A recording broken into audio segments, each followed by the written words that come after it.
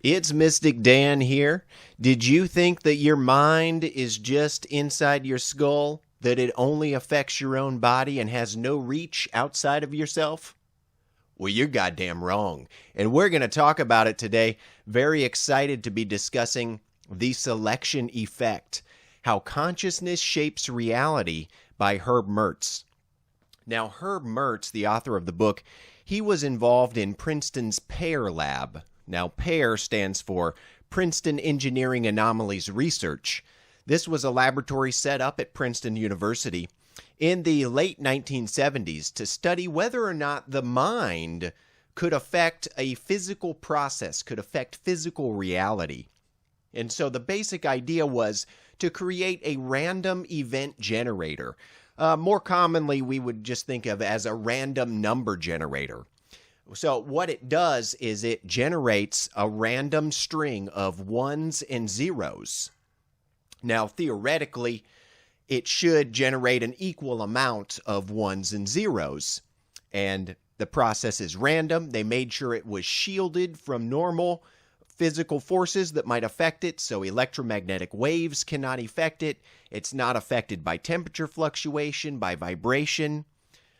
It's shielded from all of those normal, physical effects. And so what they had people do was sit down and see if they could mentally, envision the number one in their mind and try and influence the machine to create more ones or to generate more ones than zeros. And it's all about, looking at the results and determining how far they deviate from chance. So let's say that you have a random number generator and I'm sitting in front of it and I'm trying, and there's usually a screen. You've got to have some feedback. So let's say every time number one is generated, I see a green square on the screen. Every time a zero is generated by the machine, I see a red square. So maybe I'll be sitting there and in my mind, I'll be thinking green. I'll envision green. I'll feel myself becoming green, whatever it takes to try and influence that machine to create more greens, which means more ones generated. And let's say we do 1 million trials. And then we look at the results and we find that the random number generator generated 1,000 more ones than zeros during the course of the 1 million trials. So we would have to look at that statistically. How likely is that to occur by chance? And if it's only 1,000 more out of 1 million, probably it's a pretty good chance that is a chance result. That could have happened whether or not I was trying to influence it. So let's say that the chances of that result are 1 in 5 or 20%. Well, we would conclude that I really didn't influence or probably didn't influence the machine since it's so likely to happen by chance. But let's say there's 1 million trials, and out of those 1 million trials, the computer generates 50,000 more ones than zeros. Then we do the statistics, and again, this is off the top of my head. This isn't something I figured out, but this is just in general. Let's say if it's 50,000 more ones than zeros, we do the statistics and we find that there's only one chance in 500,000 that could have occurred by chance, which means we would have to run that experiment 500,000 times to expect one of those times to have that kind of result. Then we would scratch our heads and say, maybe my mind did affect the machine because this is so unlikely to happen by chance that it looks like the mind actually affected what should be a random process and skewed it, in favor of generating ones. So let's go to specifically Herb Mertz. Basically, the PAIR lab was shut down in 2007. So Mertz decided to continue the research on his own. And actually, he teamed up with a fellow former employee of the lab named John Valentino to continue the research. They created a company called Celeron, with the goal of marketing these random event generators for the masses. Specifically, they wanted to make a smaller USB RNG that anyone could hook up to a computer and use at home and experiment by themselves. The software is very interesting. It shows you a graph with, and I'll show you a picture of that here, shows you a graph with a dotted line through the center. And going from left to right, there's a parabola, a dotted parabola that extends above the center line and below. And that signifies statistical significance. Okay? So when you are sitting in front of the screen trying to influence the random number generator, you want to see the line go above that dotted line, the top parabola, because what Mertz was trying to do is get a significant number of hits in the positive direction, meaning the random number generator was generating more ones than zeros. So the bottom parabola line would be, generating zeros, and if the black solid line goes up, then it's generating more ones. So each time you hit the space bar on your keyboard, a black solid line will start walking. And if the random number generator generates a 1, then the black line goes up. If the random number generator generates a 0, then it will go down. And so the goal is to make this black line walk across the screen in a positive direction. And of course, it's going to fluctuate. It's going to go up and down. You're never going to get all, hits or ones. But that's the goal, is to get it above that parabola into significance.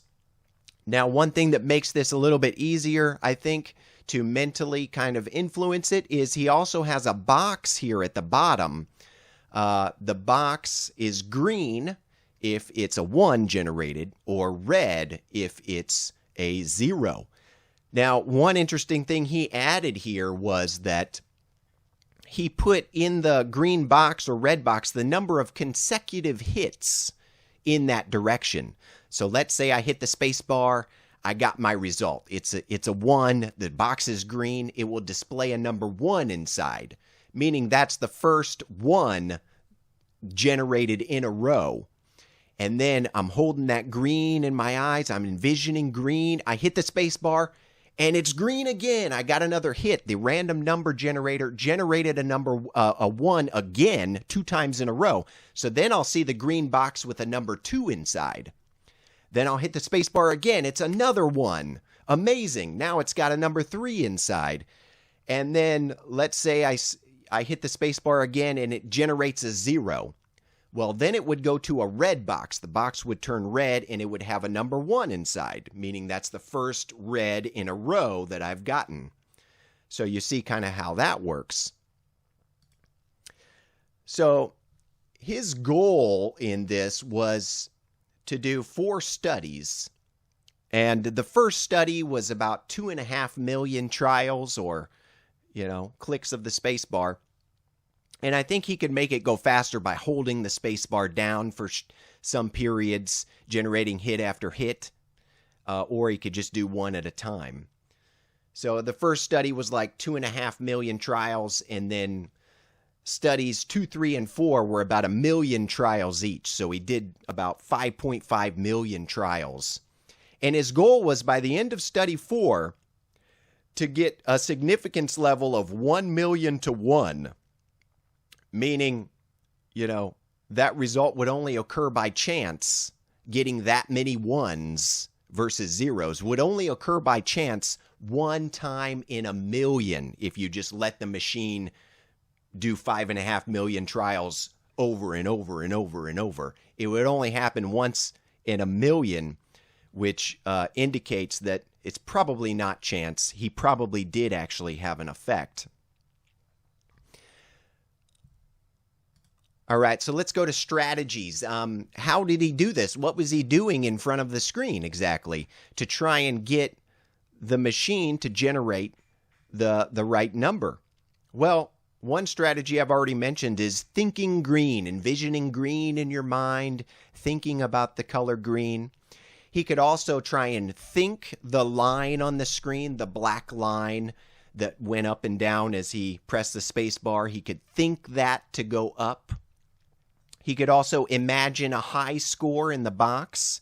As we noted, it shows the consecutive number in a row of that particular number, whether it's green, number 1, or red, a 0. So he could envision like a number, the box with a number 15 inside the green box. And there are more strategies we might get to later. But anyway, he did his first study, and then he had somebody analyze it statistically. And it showed that he got more ones than zeros, statistically significant, to the order of chance. Against chance, it was 200 to 1. 200 to 1 against chance. And then he did studies 2 and 3. And interestingly, those also had results of 200 to 1 against chance, or close to 200 to 1, maybe 170 to 1 or 220 to 1. But it was around that same thing.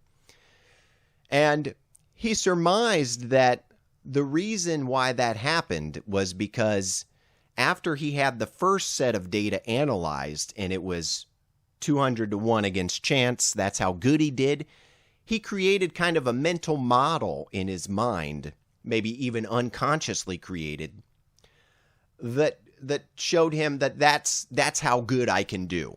That's what I'm capable of. So then during the next 2 studies, unconsciously maybe, he subscribed to that model and did about the same each consecutive time. And indeed, he found expectation was a huge factor in how the results turned out. Specifically, he talks about a mental regulator deep in the mind that alerts us to danger when something abnormal is present. So, for instance, if he was in the zone and the line on the screen was going up and up and up and up, if it got too high, if he started doing too well, his mental regulator would cause a feeling of fear inside of him. The line would start coming back down because that's what should happen. See, the mental regulator itself is built on mental models. These are models we have of ourselves in the world. For example, you might have a mental model of a friend. So let's say this friend loves to go outside in nature and take photos and post them on Facebook.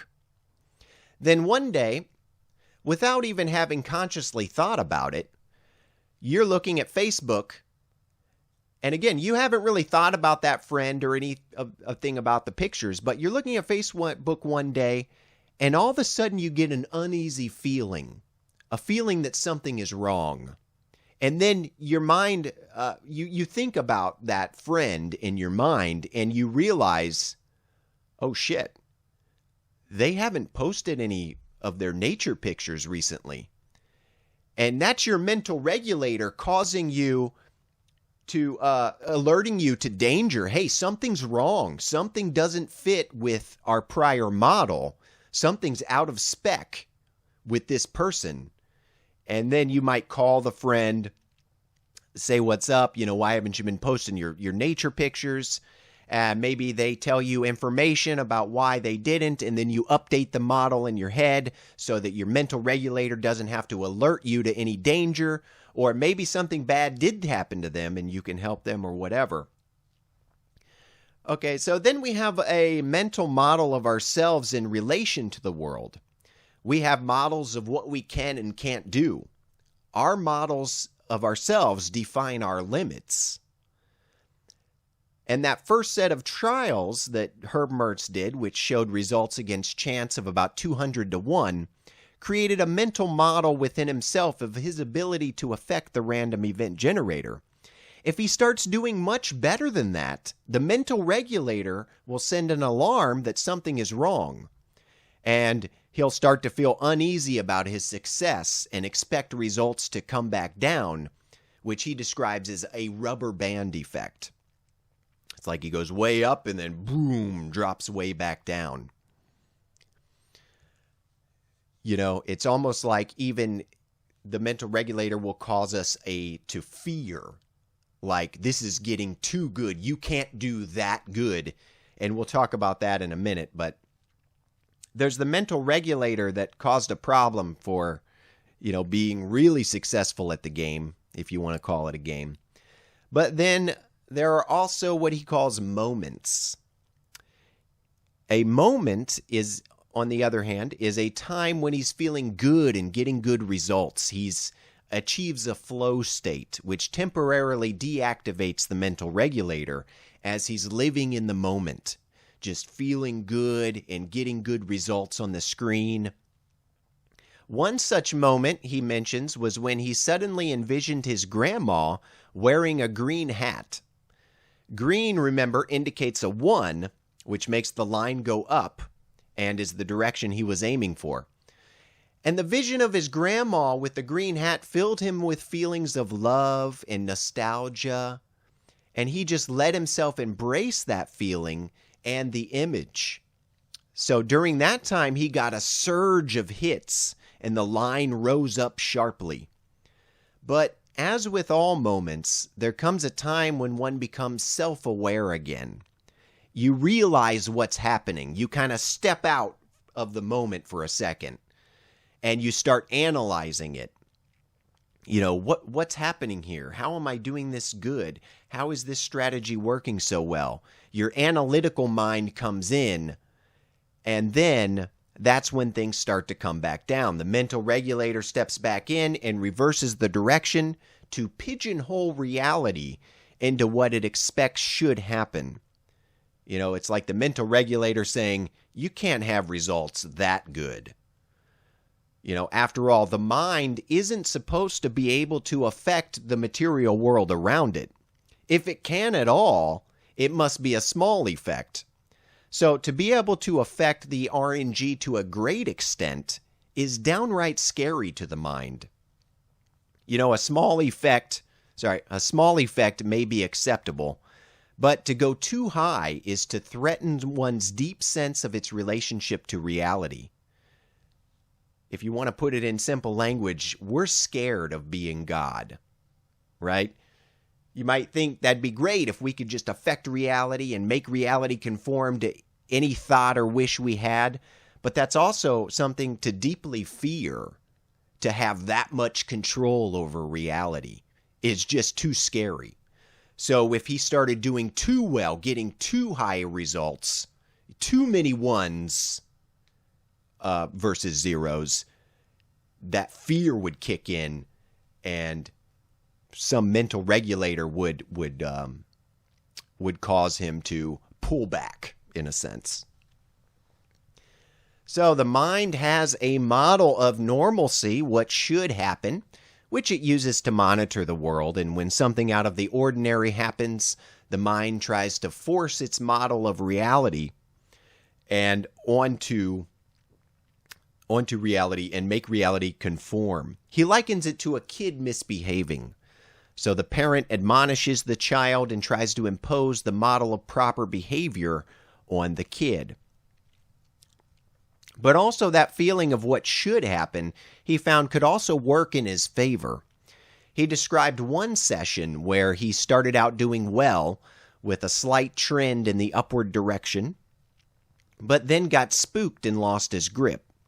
And no matter how hard he tried to resume his earlier positive thoughts, the line kept trending downward, and it went all the way down to the point of negative significance, dipping below the lower parabola. And at that point, he kind of just got pissed off. He felt like the universe had wronged him.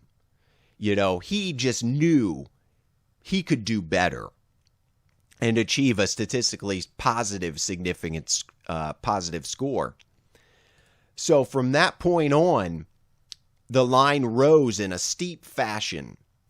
You know, greens or ones kept being generated by the REG at a significantly higher rate than reds, and he ended the session at the upper parabola.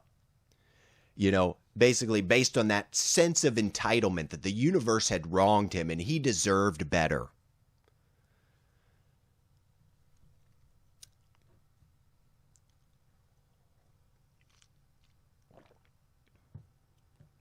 Another problem he came up against was that he found that when he had a strategy that worked, it only worked for a while, and then the mental regulator would try to sabotage his strategy. So one strategy he used to great effect was the mental pen strategy. He describes this as a kind of reverse perception. Normally, white light waves come into the eyes, creates an image in our brain that's sort of projected outward. But he describes it as a reverse perception where he uses his eyes to push the color green out onto the screen, as if he's projecting green outward from his eyes onto the screen. As his success with this grows, the mental regulator will come forth. And, like I said, the mental regulator normally will start making you feel uneasy if the results are getting too good. But if somehow he can push past that feeling of uneasiness and continue to use the strategy, the mental regulator, he says, will put up a mental wall that prevents him from using it. It's like getting on stage for a speech and suddenly your mind goes blank.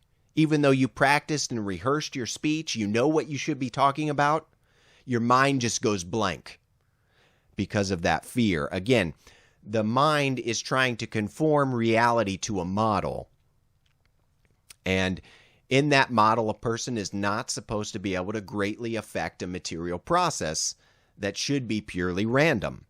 So if his results are deviating from chance too much, the mental regulator will force him to change his mindset to expect or fear loss, and he'll start getting more reds and the line will come down. And if he tries to push past that, it will cloud and fog his mind to the point where he can no longer use his strategy that's been working so well. There's also another problem called the exploratory response. Even when he had a strategy that was working well, after a while, his mind would think about changing strategies. He would start to second guess his current strategy and start thinking another strategy might be better. He likens this evolutionary mental mechanism to an ant colony marching to a food source. So normally, the ant colony, they'll march in line to wherever they know the food is at. But a few of the ants will stray from the pack. Just a few. They'll go out and just explore. Because, it's probably best just to go to the known food source. But what if you're marching right past a better food source? Well, you would never know that if you didn't explore. So a few of the ants go out exploring. Maybe they'll find something better. And he says the mind has a tendency to do this too, to try new strategies, even when past strategies have worked well. So that's in case, environmental factors change and there's a better pattern or way of doing things. Our mind is just programmed to explore a little bit. And as he got closer to his goal of achieving that combined score against chance of 1 million to 1, that's, when you combine all the studies, 1 through 4, which total about 5.5 million spacebar clicks or, trials. He got, a lot of the way through study 4, which he determined this is going to be my final study. It's either I get 1 million to 1 odds at the end of this study or it didn't work. Okay. So he was nearing the end of study 4, still not to 1 million to 1 odds, maybe 800 and some thousand to 1. Fears really started to kick in. Okay, on the one hand, any misstep from here on out could cause his results to worsen and he wouldn't achieve his goal. It would put the book in jeopardy. On the other hand, if he was successful, it would force him to change his understanding of himself. I mean, it's a great pill to swallow to know that you affect the world around you simply by way of your mental activity. It would almost be much easier to live with the fact that you didn't have, great success in the game. Because having that kind of 1,000,000-to-1 success means you do impact the world outside of you just by simply your mental activity. So that's a pill you have to swallow. That was also a fear. So he decided to stop during study 4 near the end to regroup and try to get better at influencing the REG. We talked about the problems, the mental regulator, talked about the exploratory response that would, get him off of a good strategy when it was working. He wanted to try and get better, try and get around these mental blocks so he could definitely achieve his goal. But he kept trying to overcome those difficulties for achieving a high score with little success. He couldn't seem to get much better at getting hits. His mind would always find a way to disrupt any positive flow state that was allowing him to get a high percentage of hits. So he finally just decided to give up. He's like, I just can't seem to get better. I give up. And he just told the universe, he said, look, I tried to do a good thing. And amazingly, giving up seemed to do the trick. He started feeling himself connected to a greater power or a greater self. And the hits started coming more and more. In that flow state, he achieved great scores. He himself no longer cared about the score. He had taken his ego out of it. He was just using the REG to display his feelings of serenity, that he didn't care about the outcome anymore. His limited ego self, with all its attendant fears, would inevitably step back in after a while of experiencing that connected state, like you're connected with something greater. He called that the connected self. So his ego self would come back in from time to time. However, he found that over time he was able to experience the connected self more and more and empathize with his ego self. And he ended up, by the end of study 4, achieving results against chance of 1.7 million to 1. Meaning, if we were just to let this random number generator, and by the way, he did do control trials. So he made sure if he wasn't sitting down in front of it influencing it, if the random number generator was just set up to run on its own without him there, that the results did stay well within chance. They were not statistically significant. So he knows it was him who had the effect. Because, if it was by chance that this happened, it would mean that, that kind of result, that good of a result, that many more ones than zeros, would only be expected to happen by chance every 1.7 million times you ran the experiment. Highly unlikely to be due to chance. Most likely his mind did affect the inner workings of a physical device. I can't stress this enough. So I'm going to try to not to get too worked up here, but I'm getting excited. Okay. So an important lesson he learned is that direct intention alone has little effect if there isn't meaning or purpose behind it. His whole project was meant to advance human knowledge and show that the reach of the mind is not confined to our skulls. He had purpose, and that's the key to achieving your goals in life.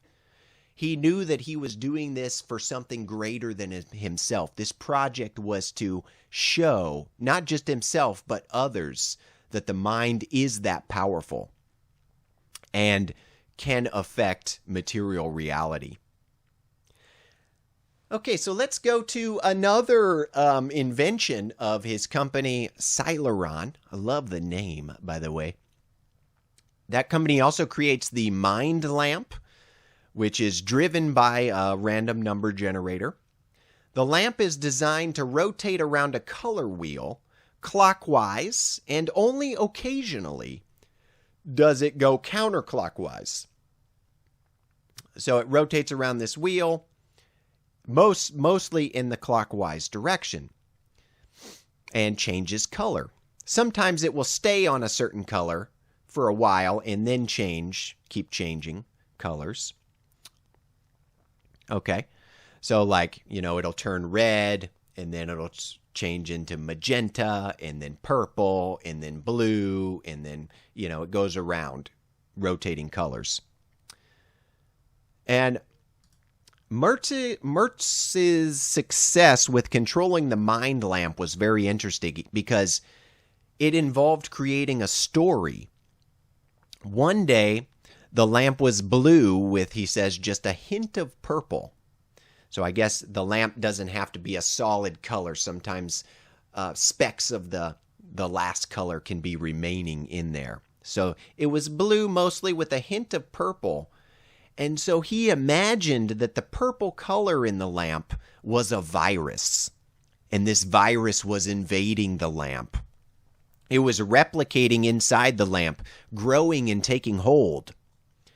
And then the lamp changed in the counterclockwise direction, which we talked about was unusual anyway, and became fully purple and started moving into magenta. And that'd be counterclockwise. It'd be purple, magenta, red, orange in the counterclockwise direction. So his story that this virus was invading the lamp, actually affected the lamp, actually imprinted itself on reality. The lamp started going backwards and became purple. Okay. He then envisioned that the virus was invading the inner core of the lamp now, creating a menacing red glow inside of the lamp. And the red brightened and the lamp became almost fully red. He then became unnerved and thought, my God, I can't really keep... Or he said, quote, my God, I really can't keep this up. So his mental regulator, no doubt, caused him to start questioning and feeling uneasy about what he was doing. He was having this great effect. The colors were changing exactly according to his story in his mind. And as we would expect, the lamp began to move back clockwise again around the color wheel, at that point becoming from red, it went from magenta to purple. Okay, however, he wasn't done. He decided to jump back into the story, imagining that the reason the lamp was turning purple is because the lamp's immune system had started fighting off the virus. So he imagined that the virus had mutated into a super virus. Now it was a really strong mutated form of the virus. And sure enough, the lamp color changed direction again, going back to magenta and then fully red, as he envisioned it should, because that virus was replicating inside of it and changing its color. So clearly he was successful there, but he decided that just wasn't enough. He wanted to get the lamp to change even more backwards from red to orange. That would be the next color in the counterclockwise direction. He said he just wanted to do that as icing on the cake.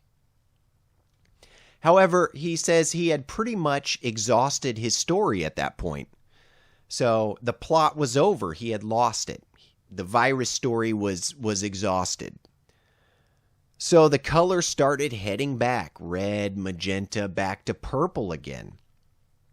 And he could have created another story involving orange, but he thought that was too artificial. So instead, he just sat back and noted to himself that he was clearly able to direct the lamp's output. In effect, he had a strong belief rise up within him that he could do it. He could affect the lamp and make it move in the direction he wanted. He just knew he could. After all, he had just been successful 2 different times with those 2 versions of the story.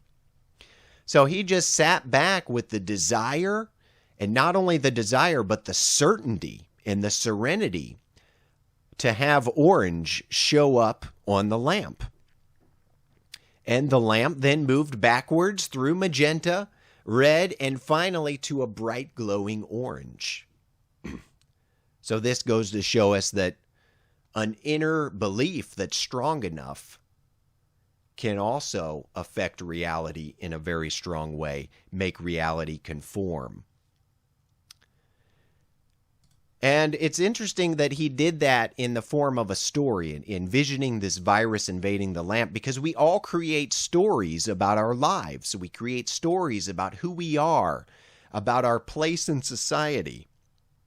And these stories guide our actions and shape our lives in unseen ways. Sometimes the stories are given to us.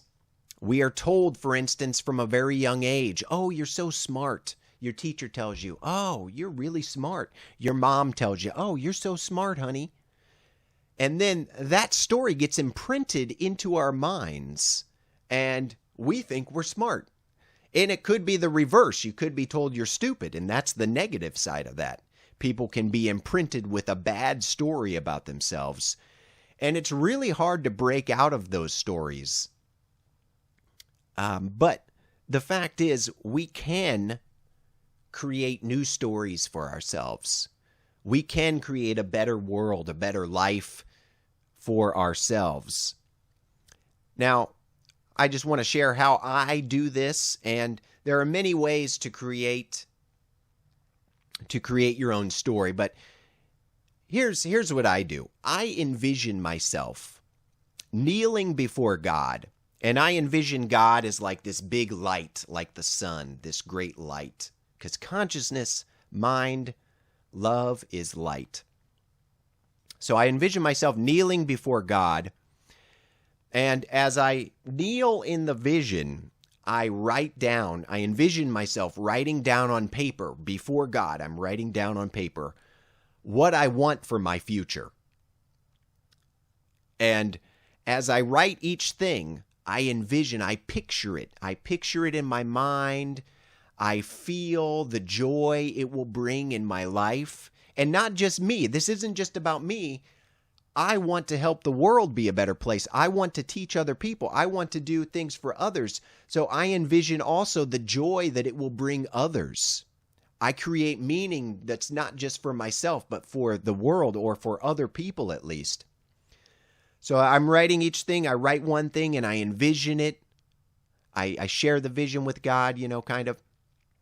And then I write the next thing and I envision it, and I feel the joy that will bring. And then at the end, I sign my name, and I guess you could say I sort of cut my wrist a little. This is just in my vision. This isn't in real life. But anyway, that's the purpose of that, is to bleed, and then I stamp the paper with my blood. And that kind of just creates this powerful feeling of, this is my blood stamp on this paper. This is what I want and what I ask you, please, help me achieve, God. So I fully believe that the universe will respond by shaping events outside of myself to match that vision. So long as I stay true to the vision, as I keep that vision. I don't just do this once and I'm done with it. I envision it, not every day, but, 2-3 times a week, I'll go through this process in my mind, and I'll keep envisioning the same things. This is what I want. And then, of course, I have to put in the work myself. I have to work towards those goals. But I trust in God to shape the world around me and the events around me to help me achieve those goals. So I want to end with our minds. What Herb Mertz's book demonstrates, what his experiments demonstrate, is that our minds are powerful forces whose influence extends beyond the body. Our minds can reach out and shape the world around us, or at least influence events in subtle ways. Sort of shift things in a certain direction, if you may. And even greater, when connected in a powerful way to the universal mind, when connected to that greater sense of reality, our minds can create events and experiences in our life, and we don't have to stay stuck in our usual patterns or unfulfilling lives. The universe is here to work with us to create a better, more fulfilling life, so long as we're willing to take the leap, create a powerful story for ourselves, which we believe, and put in the work required for its fulfillment. Now, of course, we'll end this with, I have contacted Herb Mertz. We'll try to get a podcast. One of these days, somebody's going to say yes, so we're just waiting. And we've changed the channel to Mystic Dan because Real Truth, I thought, there are already many YouTube channels and things with the name Real Truth. I wanted something unique in my blog, mysticdan.com. Go to my blog. You can read everything that I post as a video. This is what I do. I write a blog, and then I make it into this video where I talk about it in case you like that better. But anyway, I'm going to keep those connected, those congruent, my blog and the YouTube channel. So it's all Mystic Dan. And thank you for watching. I believe the next book will be Time Loops. We're going to be discussing the ability of the mind to perceive the future. Can we, in fact, have a vision of the future before it happens? Is that possible? Anyway, we'll get all into that book in the next episode. It was great. I've had a lot of fun, and I'll see you guys later.